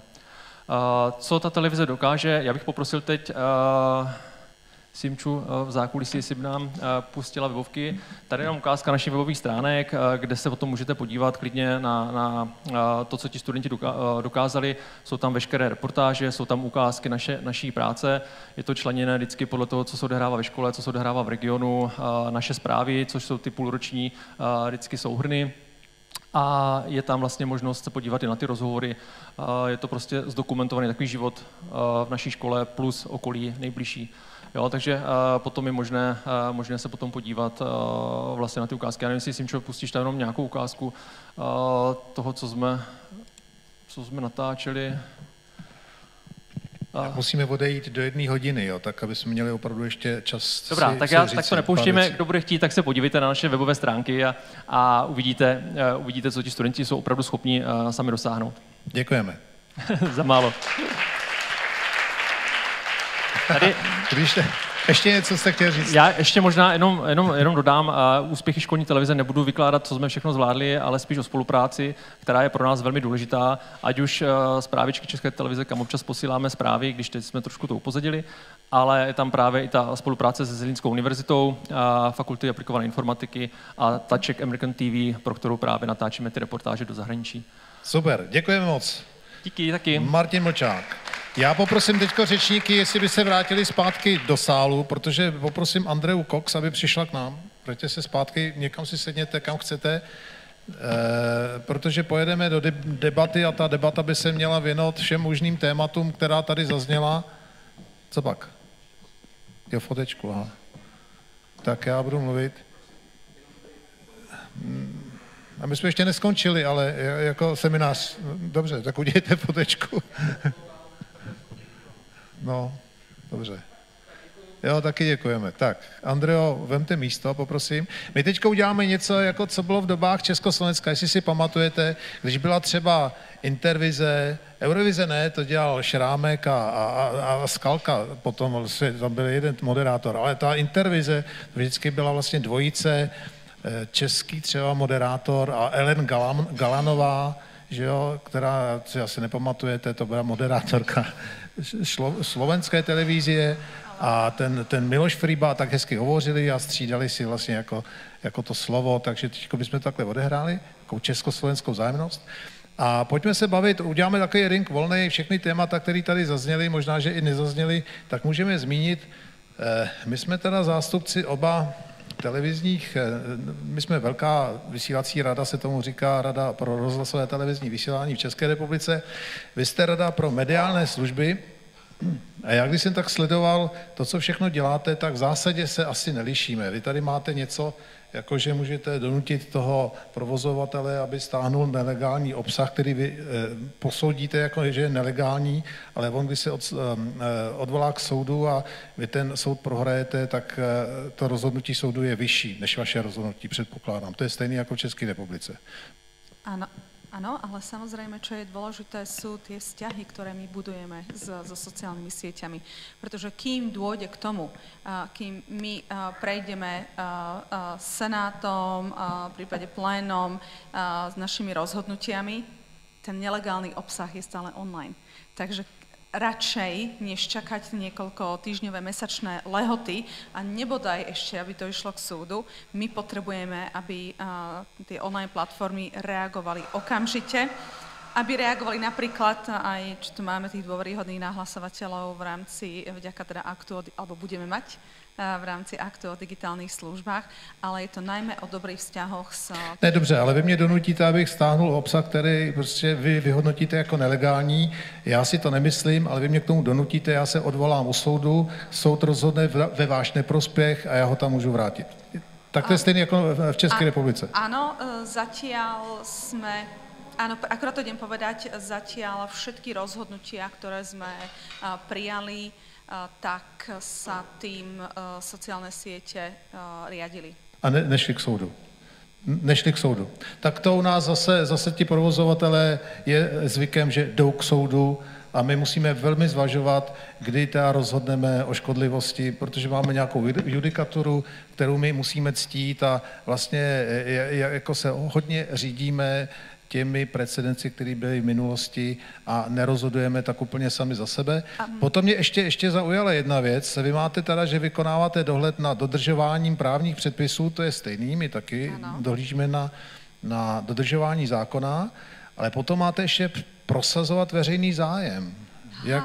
Jako já chápu, že teda v těch zákonech je definován veřejný zájem. Já ty zákony jinak nechápu, ale máte ještě něco navíc. A kdo určítá ten veřejný zájem, který je ještě navíc k zákonům? Áno. Ale ešte, ak dovolíte predtým, pretože teraz ste ma presne dostali do vôd, kde nechcem byť, tak ja by som išla na chvílinku tam, kde viem plávať. Veľmi dôležité je to, že rada má kompetencie jasne definované zákonom. A preto aj tie sociálne siete s nami spolupracujú, pretože zákony ohľadne extrémizmu, materiál zobrazujúci sexuálne zneužívanie detí, alias detská pornografia, tak ako to stále my máme v zákone. Čo tam je ešte to tretie nelegálne? Teroristický obsah, ďakujem. Je to jasne, taxatívne, je to vymenované. Proste máme tak dobré napríklad tie zákony boja proti terorizmu alebo extrémizmu, že proste tam tie sociálne siete vedia, kedy spravia prúser, kedy nechajú online veci, ktoré tam nemajú byť. No a ja teda zostanem pri tom verejnom záujme v tejto oblasti, pretože na Slovensku je veľmi ťažko nájsť nejakú spoločnú diskusiu aj k pripravovaným zákonom. Toto je niečo, čo vyčíta či občianská spoločnosť, alebo aj odborníci.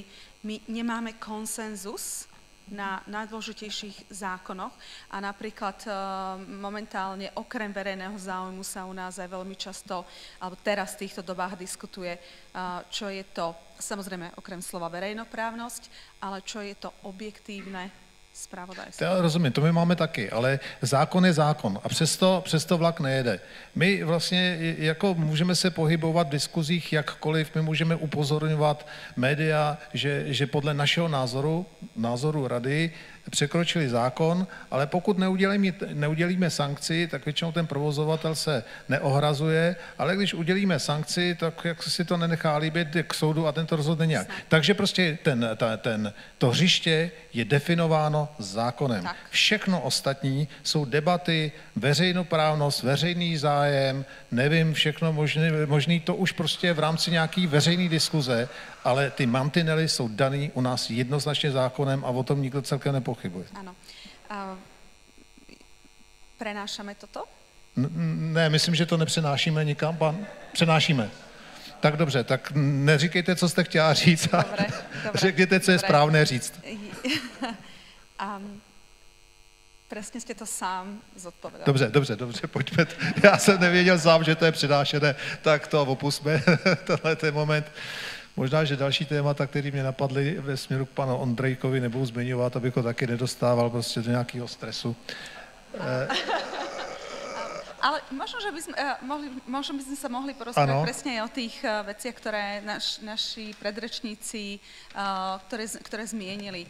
Či už napríklad sa budeme rozprávať o tom, aká je, ak sa môžem dovoliť, tej spolupráci so štátom úloha organizácií občianskej spoločnosti, pretože napríklad sme tu rozprávali o prístupe akademikov k API, teda k dátam online platformiem, ale napríklad niektoré sociálne siete to umožňujú aj organizáciám, ktoré sú také tie watchdogy alebo think tanky a proste získavajú od nich dáta. Alebo potom tam máte, ako ste vy, pán Ondrejka, hovorili, prepáčte, neviem, tu ste, ďakujem, ako ste napríklad hovorili o jednoduchosti nahlasovania nelegálneho obsahu, tak aktuálna informácia stará asi 2 dni je, že X má 15 krokov na to, aby ste mohli nahlásiť. Čiže to, čo sme boli zvyknutí na tú relatívnu jednoduchosť, alebo na vytváranie tých špeciálnych kanálov, napríklad, čo majú aj kolegovia v rade, teda kancelárie Rady pre mediálne služby, tak široká verejnosť to má oveľa ťažšie. 15 krokov. Toto nikdy nebude. 15 kroků k čemu? Aby ste nahlasili nelegálny obsah. No já jsem na to nechtěl jít, ale jak jste to říkal, pane Ondrejko? důvěryhodní oznamovatelé. To už ale bylo, jak se stanu já vím, že nejste politik, tak jak vy jste dostal zadání, to je velmi technické. Nechci to zpochybňovat, ale tohle mě opravdu zaujalo, protože když já budu chtít udělat jako student, bavíme se o mladých lidech, jako já chci být jednou v životě důvěryhodný oznamovatel. To znamená, že chci mít vyšší kompetenci než jako občan. Já to můžu ohlásit už teď, když si myslím, že se jedná o nějaký protiprávní jednání, ale já dostanu vyšší mandát. Před rokem 89 to bylo jednoduché. Já jsem podepsal vázací akt, byl jsem v registrech a moje slovo mělo větší váhu, když jsem oznamoval, podle mě protiprávní jednání, než obyčejného občana. Občané už taky mohli a určitě a hodně to dělali, ale já jako zvláštní oznamovatel tak jsem měl větší právo. Takhle se to myslí, pane Ondrejku? No, já to srovnání, co jste použil, není mě úplně sympatické, protože tam je řada rozdílů. První rozdíl je, že teda oznamovatel za minulého režimu to oznamoval nějakému orgánu veřejné moci, kdežto tady ten důvěryhodný oznamovatel to oznámení bude činit vůči poskytovateli té online platformy, tomu soukromému subjektu. On mu dává svým způsobem, ono se to nazývá oznámení, ale to je pro něj spíš doporučení. On se jim nemusí řídit. Tam je pouze jenom ta privilegovanost v tom, že musí být přednostně vyřízeno to jeho oznámení, ale pokud se poskytovatel bude domnívat, že je nedůvodné a ten obsah tam ponechá, tak jej tam ponechá. A pak se teda může někdo obrátit na soud, případně ať rozhodne. Dobře, uznávám, to je rozdíl, já jsem to nějak asi nezaznamenal, já myslím, že ten důvěryhodný oznamovatel bude oznamovat vám a vy s tím potom oznámením budete pracovat. Jestli to je provozovateli, tak asi se nedá proti tomu protestovat, protože to je pořád vlastně jakoby mimo stát a buď se dohodnou, nebo se nedohodnou a pak jsou nějaký další úrovně, kde se to dá řešit. A nicméně jak vzniká ten mandát toho důvěryhodného oznamovatele? On si musí požádat u nás o certifikaci a tam bude muset prokázat, jestli splňuje ty certifikační kritéria. Takže on bude muset prokázat, že je nezávislý, primárně na těch platformách, ale třeba i na uživatelích, co jsou na těch sítích. Bude muset prokázat svoji odbornost, protože on se bude hlásit nějaké konkrétní odbornosti. To nebude tak, že on bude moct nahlašovat cokoliv na internetu. A ty parametry budete definovat vy? Ty parametry se definují kolektivně mezi koordinátory digitálních služeb, ten výklad, tak aby byl jednotný v celé Evropě. Dobře, tak ve spolupráci s poskytovateli budete definovat nějaký parametry? Ono je stanovuje už to nařízení. Okay.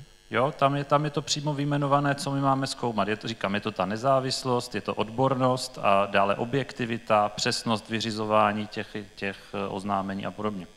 Dobře, tak Andro, chceme ještě tohleto téma nějak rozvíjet? Ja dám k tomu priestor mojej kolegyni Ramane Kontýrovej, ktorá zastupuje radu aj na týchto jednaniach.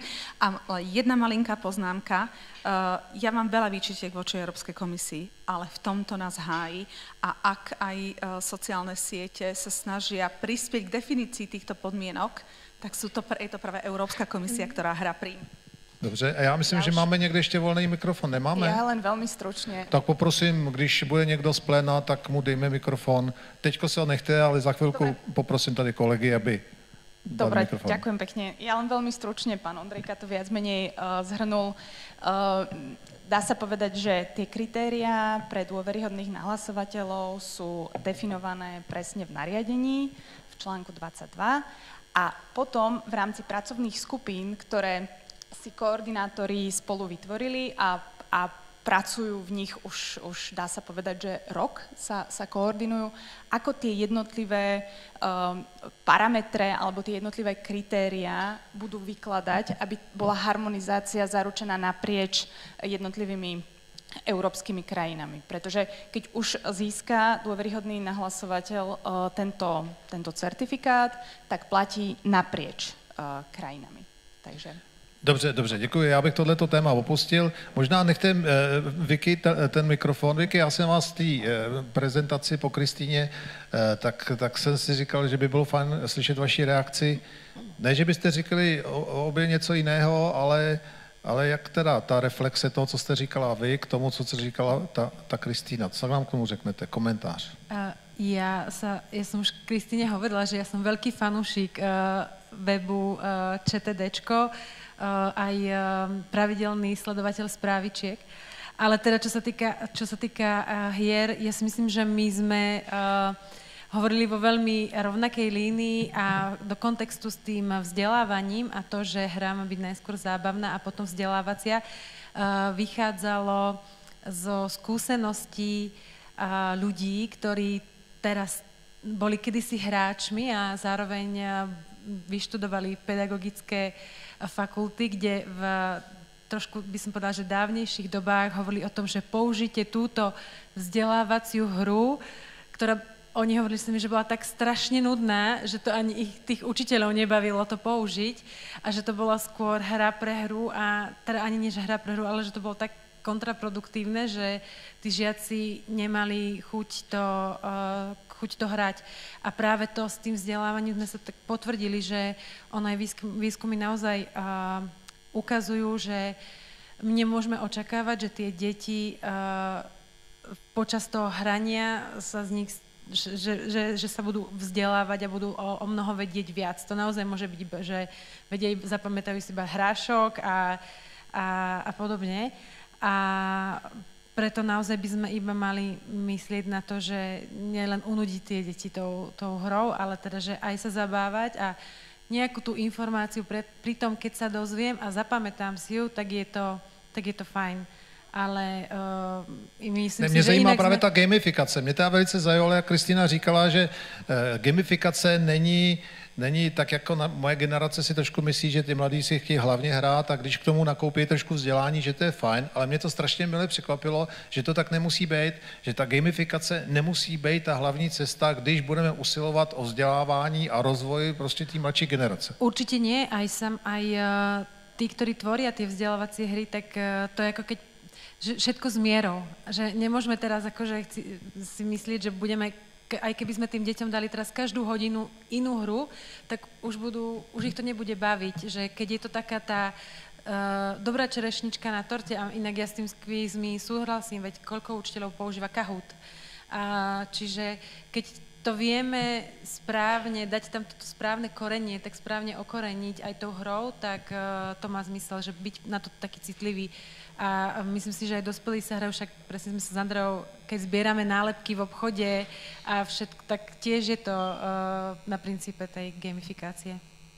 No a to já jsem si právě jako myslel, že to funguje a Kristýna mi trošku nadějí, že to nemusí až tak fungovat, protože mě to strašně otravuje, jako opravdu mě to nebaví a si říkám, dobře, mě to nebaví a možná, že ty mladí to baví. A jestli teda vycházíme z toho, že i ty mladí to zase nemusí vždycky bavit, tak to je naděje pro lidstvo do budoucna. Pojďme, kdo má nějaký téma, dotaz, komentář k tomu, co dneska tady zaznělo, tak dejte vědět. Andreje, teďka už nebudeme brát mikrofon, necháme ji a máme tamhle kolegyni, když zvednete ruku, dostanete mikrofon, představíte se a řeknete, co máte na srdci. Mistr Jakl. To budu asi já. 15 kroků, které je nutno učinit při nahlášení nevhodného obsahu u platformy X. K tomu mám velmi krátký a jednoduchý komentář. Více kroků, lepší ochrana před šikanou provozovatele. Méně kroků, snadnější šikana.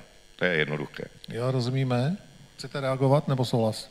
V zásadě je to logický. Čím více zkomplikujeme těm stěžovatelům, nechci říct udavačům jejich práci, tím nakonec lépe. My máme tu zkušenost v radě velkou se stěžovateli, kteří si stěžují na všechno možné, ale za ta léta myslím si, že jsme otupili takovou ten hloupý způsob, ten prvoplánový způsob stěžování si, protože tím se moc nezabýváme a když je k tomu opravdu důvod, tak to zkoumáme a náš analytický úřad, který je tady dneska přítomný, dělá skvělý analýzy, dokonce jsme se dopracovali k tomu, že už nezadáváme analýzy ven, že prostě ten náš úřad ty analýzy dělá tak skvěle a sofistikovaně, že se na ně můžeme spolehnout.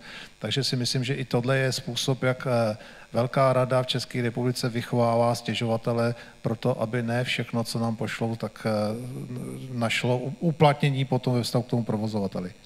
Môžem ja na toto reagovať?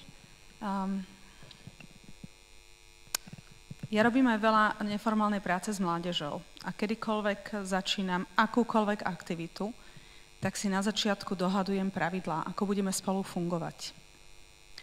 A Venujem sa témam bezpečnosť na sociálnych sieťach, rozvoj kritického myslenia. A uprostred či 45-minútového, alebo 4-hodinového, alebo 3-dňového seminára, workshopu sa pravidelne vraciame k tým pravidlám. A potom presne toto isté hovoríme aj používateľom sociálnych sietí. Pravidlá nastavujeme spoločne. Sociálne siete aj z aktu o digitálnych služieb majú povinnosť rozpovedať nám, ako vyhodnotili sťažnosti používateľov. Máme správy o transparentnosti, máme rady, máme koordinátorov, máme organizácie, ktoré sú veľmi aktívne na tomto poli.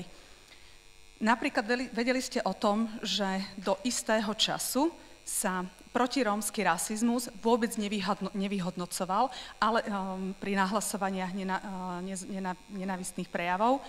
Bolo to proste skryté v rasizme. A bola to česká organizácia, ktorá na týchto stretnutiach kričala, ale pozor, my máme tento špecifický problém. A vďaka tomu, vďaka tejto jednej konkrétnej českej organizácii, my keď vyhodnocujeme, alebo vyhodnocuje aj Európska komisia, aké prípady nenávisti online sa tam vyskytujú, tak sa tam ukazuje protirómsky rasizmus. My tvoríme sociálne siete. Nie je to niekto, kto žije v sklenenej veži v Kalifornii, ale my, keď im nedáme vedieť, že toto tam nechceme vidieť, tak bez toho oni skutočne budeme len tovar. A možno, že som príliš optimistická, ale bez toho by som nemohla robiť v Rade pre mediálne služby. Ďakujem, Viktorie.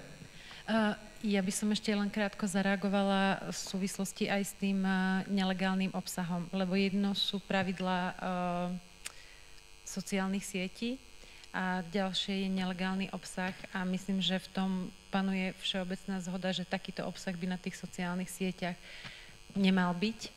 A aj vďaka úplne, či už máme skúsenosť s teroristickým útokom na Zámockej, kde práve komunikáciou s platformami sa nám podarilo odstrániť či už manifest útočníka alebo list na rozlúčku, ktorý bol rovnako označený za nelegálny obsah. A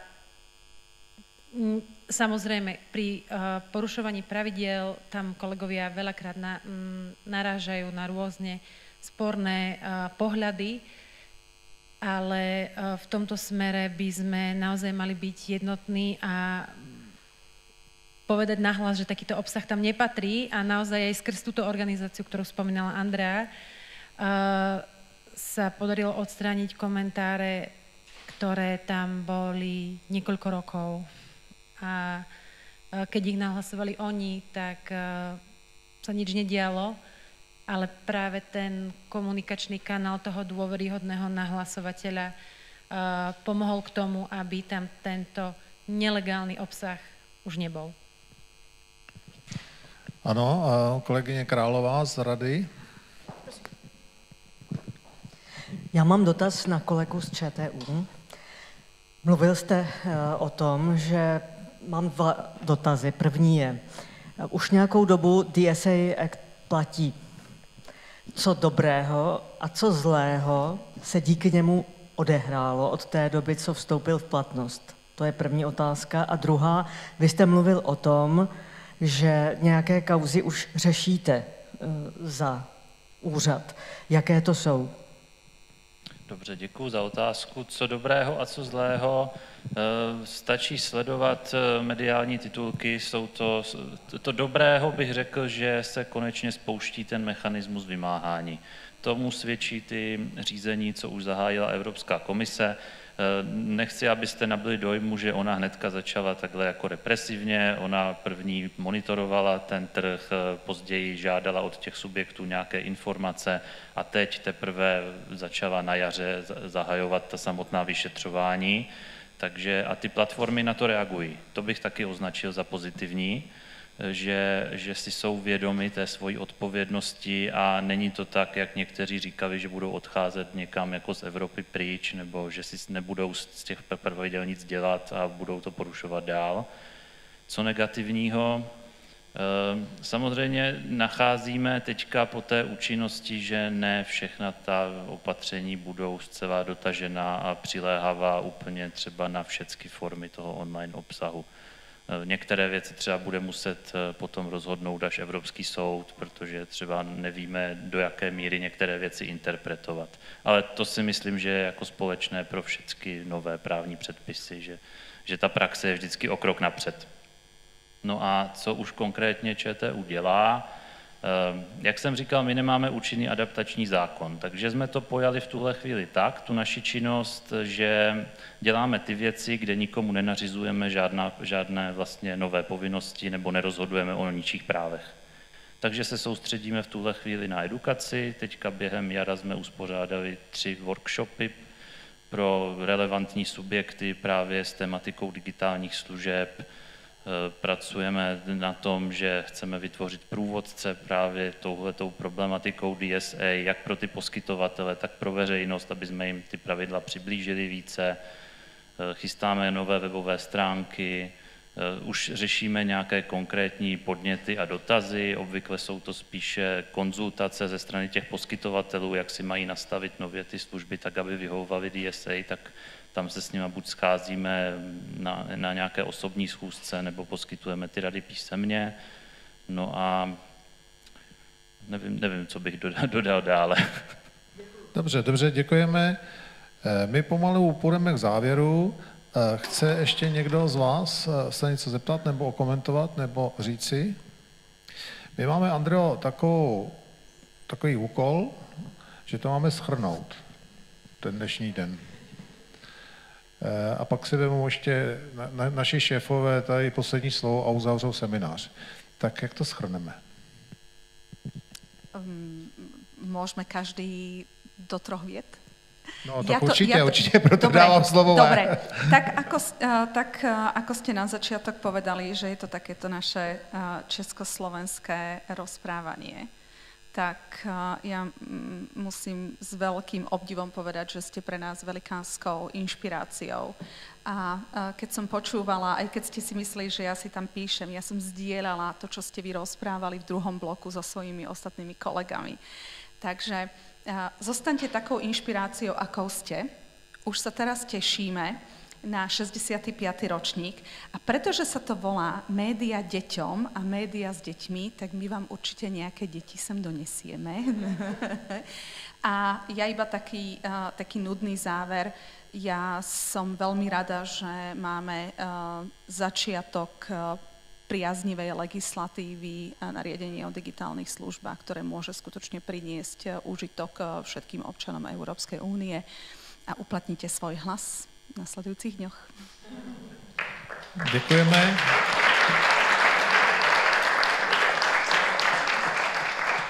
My musíme ještě počkat na pana předsedu Mencla, než přijde, protože na chvilku opustil tuto místnost.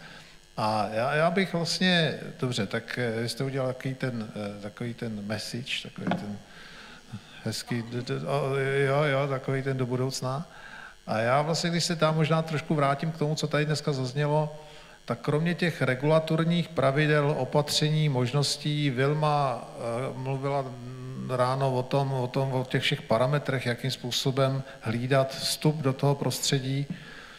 To asi určitě musí jít ruku v ruce nebo běžet za vozem spíš s vývojem vlastně těch technologií, nebo takhle, on to bude běžet za vozem, protože prostě ty technologie a jak je obcházet, ty pravidla, ty jsou vždycky napřed a asi se to nedá úplně vzdát a zároveň se musí vydržovat jako rovnováha mezi tím, jak regulujeme a jakou svobodu jako těm lidem dáváme, protože prostě svoboda je na prvním místě a máme svobodu slyšet i někdy ten negativní obsah. Já do toho nechci moc jako zabrušovat, máme takové slovo v České republice, pan poslanec, když si nějaký řekl zabrušovat, nechci do toho zabrušovat, protože tam je to hodně nevyzpytatelný. My když třeba hodnotíme objektivitu a vyváženost, což je paragraf nebo věc, téma, na který si lidi stěžují nejvíc, tak my nemáme moc věrohodných nástrojů, jak to prokázat. Jo.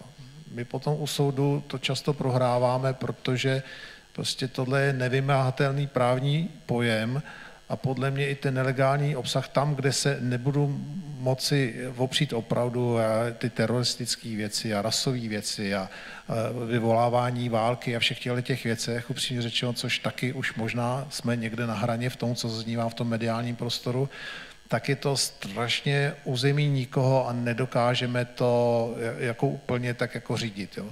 Potom je velká součást té věci samotný to, co vlastně jsme slyšeli v tom druhém bloku, že ty děti se musí vést k tomu, aby to dokázali rozeznat sami a aby jsme nemuseli jako stát nebo regulatorní orgány vést za ručičku.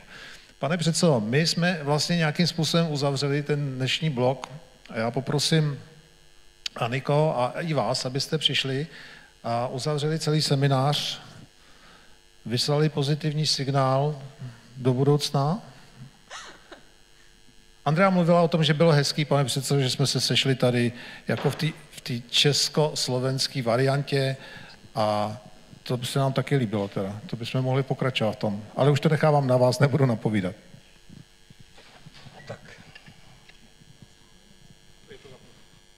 Tak ja by som sa chcela poďakovať za pozvanie Českej rade a chcela by som sa poďakovať každému, kto prišiel, vydržal, ale najmä kolegom, kolegyňam, ktorí tu vystúpili so svojimi prezentáciami, samozrejme kolegom, ktorí viedli tieto bloky.